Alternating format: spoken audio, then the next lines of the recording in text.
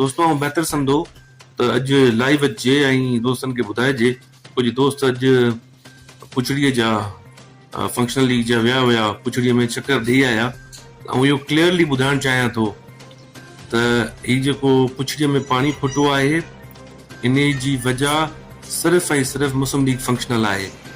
मुस्लिम league functional जो जॾहिं दौर आयो तॾहिं कूड़ा वाटर कोर्सेस कढिया विया ऐं उहे कूड़ा वाटर कोर्सेस सिर्फ़ फैज़गंज में न कढिया विया, मीरवा में न कढिया विया, पर मीरवा वॾे किनाल मां वाटर कोर्सेस नारे में कढिया विया, जंहिंजो खमज़ियो असांखे भरणो थो पए। ऐं पाण मुंहिंजी फैमिली पाण सॼी पुछड़ी ज़मींदार आहे, सभिनि खां वॾा बेनिफिशरी असां पाण थींदासीं जॾहिं पुछड़ी में पानी पुॻो।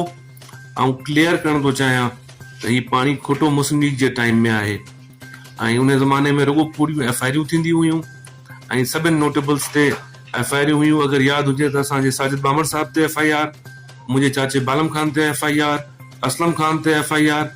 पाणी असां वटि हुयो कोन, पुछड़ीअ में ज़मींदारियूं असांजियूं वॾियूं, वरी एफआईआरियूं बि असांजे मथां। ऐं बहितर सम्झो त आऊं लाइव अची सभिनि दोस्तनि खे ॿुधायां त जेके मुस्लिम लीग फंक्शनल वारनि ज़्यादतियूं कयूं पंहिंजे टाइम में उहे कंहिंखां ॻुझूं न आहिनि ऐं अवाम सॼीअ खे यादि आहिनि। ऐं मां इहो अव्हांखे ॿुधाईंदो हलां त ही कूड़ कूड़ थींदो आहे, सच सच थींदो आहे। पाणी पाकिस्तान मुस्लिम लीग फंक्शनल जे दौर में ई खुटो।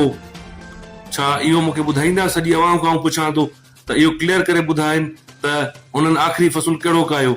अल्हम्दुलिल्लाह जॾहिं वाह पका थिया तॾहिं 8-10 सालनि खां पोइ माण्हुनि वञी कुझु न कुझु पुछड़ीअ में साह पटियो। जेके माण्हू लॾे विया उहे घटि में घटि सियारे जो फ़सुलु हींअर खाए सघनि था, न त सियारे जो फ़सुलु न पियो थिए।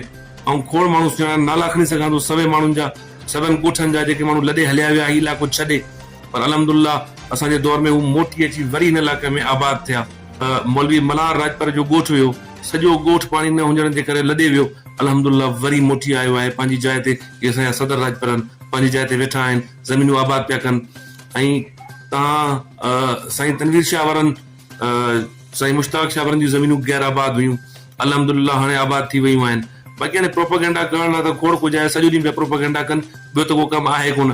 ज़ाहिर आहे पब्लिक हुननि सां गॾु आहे कोन, अॼु बि अल्हम्दुलिल्लाह हुन सां गॾु माण्हू कोन निकिता आहिनि पुछड़ी जा, छो त माण्हुनि खे ख़बर आहे त सिर्फ़ु धोखो ॾियण आया आहिनि। ऐं सभिनि जी महिरबानी। नाराए भुट्टो जीए भुट्टो। मां सम्झां थो इहो ई सम्झंदा त असां फार्म 47 जे पैदावार आहियूं, अॻिते बि असांखे फार्म 47 ते कामयाबी मिलंदी। हालतूं सदाईं हिकु जहिड़ियूं न रहंदियूं आहिनि, हालतूं सदाईं हिकु जहिड़ियूं न रहंदियूं आहिनि।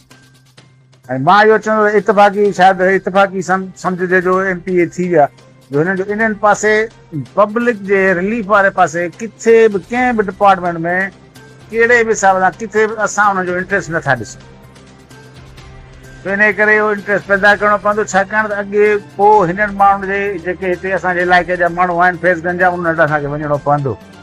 ऐं हमेशह मां इहो वरी बर्ज़ कंदुसि त हमेशह इहे साॻियूं हालतूं न हुजूं ऐं फार्म 47 हमेशह न हूंदो। ऐं इनशाला इहे असांजी तव्हां दोस्तनि जी गॾिजी जेका कावश कयूं था, इनशाला कामयाबी असांजी ज़रूरु थींदी।